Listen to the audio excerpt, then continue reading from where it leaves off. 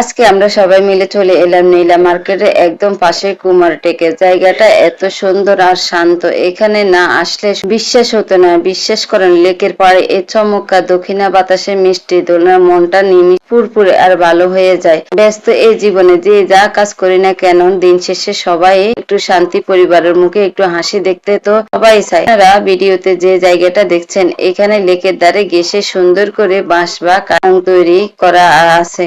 বসার জন্য table, chair বা পাতা।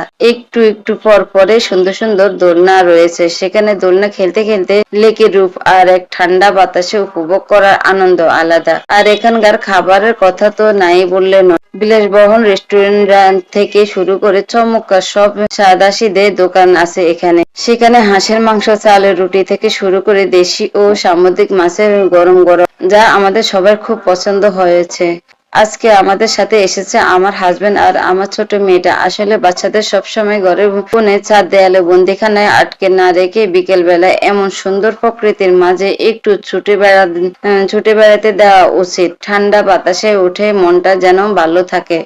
আর দিন শেষে একটা বড় সত্যি কথা বলি, কাজের ব্যস্ততা বাহানা তো আমাদের, আর একটা সত্যি কথা বলি, কাজের ব্যস্ত আর বাহানা তো আমাদের জীবনে সারা জীবনে থাকবে, কিন্তু সময় একবার পার হয়ে গেলে বৃদ্ধ বয়সে গিয়ে কিন্তু এই ছেলে মেয়েরা আর আমাদের এভাবে হাত ধরে ঘুরতে নিয়ে যাওয়ার সময় পাবে না। তাই সময় থাকতে পরিবারকে একটু সময় দিন, সন্তানের প্রকৃতি ছোঁয়া দিন। ছোট ছোট মুহূর্তগুলো একদিন জীবনে সবচেয়ে বড় এক আনন্দ স্মৃতি হয়ে থাকবে।